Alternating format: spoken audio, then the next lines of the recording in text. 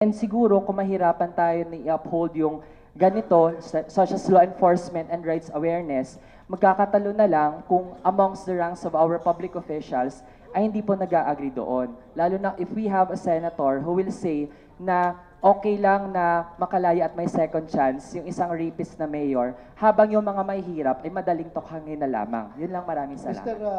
Yes, Chair, can I react? of course, of course.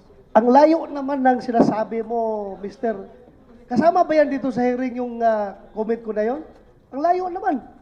That's an affront to We this want human representation. rights as part of Huh? the curriculum of Please, NSTP. layo naman, please let Senator Bato finish.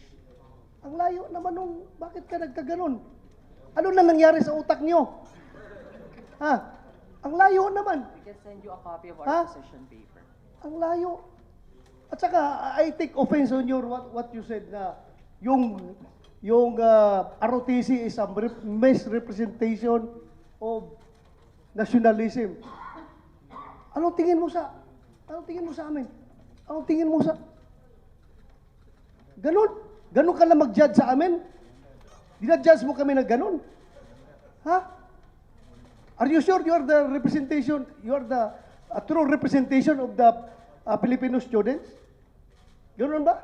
Ilan lang yan makakaliwa dyan sa estudyante. Mas marami dyan ang gusto mag-ROTC. I must tell you frankly. Bakit ka? Ang layo ng issue mo. Just to personalin ako? Napakalayo. Dapat matuto. Kung may ROTC, dapat ikaw na estudyante ka, matuto ka, magrespeto. Kahit sa isang senador man lang na andito sa hearing na ito. Huwag mong tirahin sa ibang issue na hindi kasama dito. Ha? Huwag mong... Honorable Chair, I would like to respond dun sa point na marami daw na gusto mag-ROTC. Mr. Manuel, let me recognize you first before you talk. And let Senator Bato finish. Ikaw, kung Pilipino ka, do you love your country? You answer me. You love your country? Ha? O sige, you respond. Of course, students love our country and we have different ways to show that we Okay, love you our love your country. Pag inatake tayo ng China dito, sinong palabanin mo dyan sa mga Chinese na yan? Actually po, NPA? Actually po, You yun will ang call on the tanong NPA? namin. Since gusto namin na ipaglaban yung ating bansa mula sa foreign invaders, pero mismo sa ating constitution, the AFP, which is tasked to preserve our integrity and national sovereignty, ay hindi natin nakikitaan ng real intent to defend our country. So Manuel, wala tayong role model for Submit that. mo na lang sa amin yung position paper po ninyo, kasama yung position paper ng isang mga kasama ninyo. Senator Bato, can we proceed? Mr. Chair, may I move to strike from the records the statements of Mr. Manuel that were irrelevant and not germane to the topic, especially when he makes statements attributed to our colleagues in a statement that he made outside. And may I also request the chair to remind all our guests who are here as guests to please show respect for the members, and again, not to bring up statements, reactions that are not germane to the topic. You can make your reaction outside. The media is all there. They will listen to you. But let's stick to the course. We're all here overtime, and you need to use our valuable time to say something to the good senator. I know him so well. If you had something to say, he will talk to you. So may we remind everyone of that, Mr. Chair. Thank you, Senator Pia. Sir, Mr. may Chair, I, seek- dagdagan ko lang.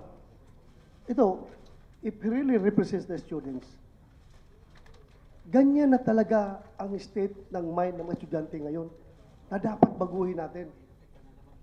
Mali po yun. Ako, if naniwala ka sa akin, mas matanda ako sa'yo. Mali yung sinasabi mo.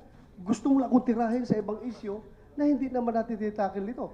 Now, since, Mr. Chair, since sinabi naman lang nitong ating resource person about nung kay Sanchez case, alam nyo, gusto lang ninyo talaga akong sirain, kaya kinukuha nyo yung sinasabi ko na gusto nyo akong butasan. Did you know na ako mismo gusto kong bitayin yung Sanchez na yan? Ha? I am for death penalty. Kung may death penalty noon, dapat nabitay na yung Sanchez na yan. Pero, kayo naman, ayaw naman yung death penalty. Ngayon, bigyan na second chance dahil na-reform na yung tao, according to the competition, eligible siya for For pardon, ayaw na naman nyo. Saan na kami pupunta? Anong klaseng pag-iisip yan? Saan kami pupunta? Gusto ko death penalty, ayaw nyo. Ngayon, i-release yan dahil walang death penalty. Titirahin na naman nyo ako. Ako bang gumawa ng batas na yan? Eligible siya by operation of law. Dahil sinabi ng batas. Ganon. Respetuhin natin. May batas na ganon. Pero hindi ko kagustuhan yan. Kung akong gusto mo, samahan mo ako, bitayin natin yan? Ha? Kasi lang talaga, that goes to show kung ikaw ang representation ng estudyante ngayon, ganun na pala. Ang estudyante ngayon, kawalang disiplina. Kahit ang senador, kayang tirahin sa walang non-relevant issue dito sa ganitong forum. Ganun na pala. Kaya dapat pala talaga ibalik ang ROTC para madisiplina kayo mga estudyante na kayo. Ha? Thank you, Mr. Chair. Thank you, Senator Bato. Mr. Chair, I'd like to seek apology for... And let me remind Mr. Manuel, NUSP, and the rest of the groups that we invite in this committee. We invite you for the sake of fairness. Alam ko naman kung anong sasabihin ninyo eh. No, this is your third time to be part of this hearing. And alam ko na kung sasabihin niyo. Pero binibigyan namin kitong oportunidad magsalita para marinig kayo ng mga bagong senador natin. Pero ano namang kinalaman ni Sanchez sa ROTC? Ano namang kinalaman? Kaya this serves as a warning to your group na wag niyong dadalhin yung mga walang katuturan dito sa committee ito. Dahil sinisira niyo yung aming pagdinig at sinisayang niyo yung aming oras. And again, we're exercising fairness. Kaya bigyan niyo naman kami ng respeto. Kahit alam na namin ang sasabihin ninyo, ini-invite namin kayo. In fact, we invited all of your colleagues. So, last na ito, and next time we invite you, if ever we invite you, stick to the topic. And this serves as our warning. Again, I'm directing the committee secretary to strike off all of the comments that are not germane to the topic of ROTC. Mr. Chair, gusto ko lang malaman nila na baka mamaya yung ini-incite lang ako na magalit para kuno i-contempt sila para may rason sila magulo do Senado. Wala akong pakialam. Umuwi ka. Hindi ka na may kukulong dito. Wala kaming pakialam sa'yo. Mr. Chair, I'd just like to apologize for the irrelevant remark that I made earlier.